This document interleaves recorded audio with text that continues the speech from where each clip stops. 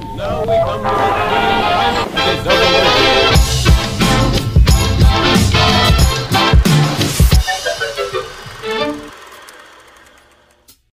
Magandang tanghali sa inyong lahat mga kamamsi. Meron tayo dalawang ingredients dito. Pagsamahin natin ang ating kamoting kahoy at ang ating hinog na saging na saba.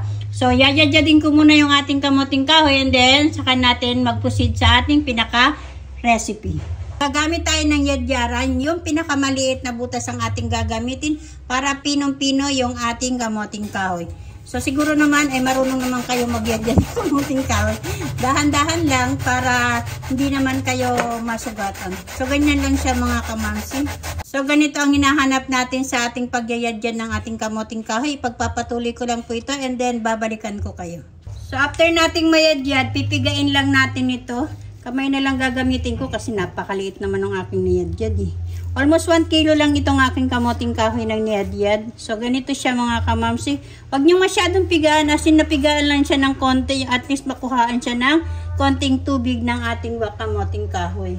Natanggalan na natin ng katas yung ating kamoting kahoy. Medyo lang naman mga kamamsi. So, bulatan na natin yung ating saging na hinog na saba. Kuha tayo ng kamoting kahoy na niyadyad natin na pinigaan natin kanina. And then, palaparin nyo lang yan ng manipis. Gamit kayo ng rolling pin or pwede na rin naman na baso. Kailangan manipis na manipis lamang. So, okay na yan mga kamamsi. Ganyan siya kanipis. Then, kuha kayo ng isang saging. And then, ilagay nyo lang dito para lang kayo nagbabalot ng lumpia. Then, ganyan lang siya mga kamamsi. Ganyan lang. I-roll nyo dito. So, na-coated na natin ng kamoting kahoy yung ating pinakasaging. So, tatanggalin nyo lang yung excess na kamoting kahoy. And then, saka natin tanggalin yung pinaka-excess niya dulo by dulo. So, okay na yan mga kamamsi. And then, pipisilin nyo para ma-coated siya ng mabuti ng kamoting kahoy na niyadyad.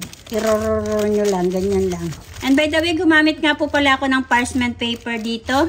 Pwede naman pong cellophane ang gamitin nyo. So, ito na yung pinaka-result niya.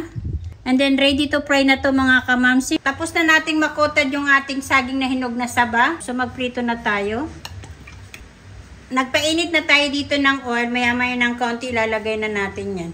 And then, by the way, kailangan ay deep fry yung ating lulutuin. So, medyo mainit na yung ating oil. Ilagay na natin. Ganyan lang siya.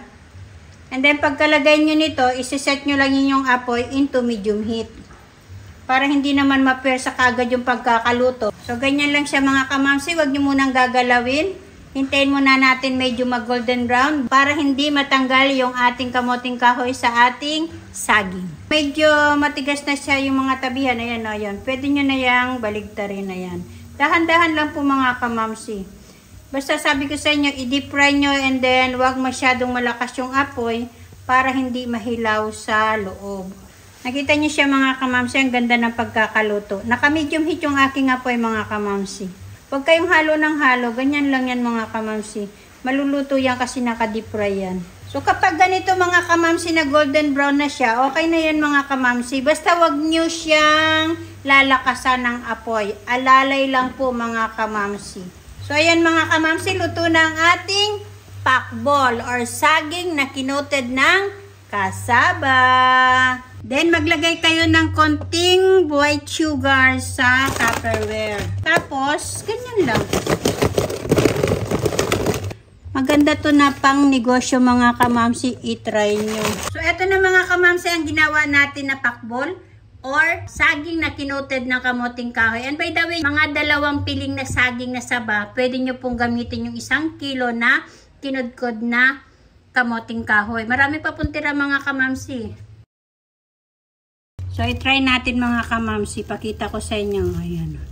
O, diba? Lutong-luto siya. And then, ganun lang kanipis yung ating kamoting kahoy. Kain na po tayo mga kamamsi. Snack time na. Thank you so much po sa inyong pagsuporta sa aking mga channel.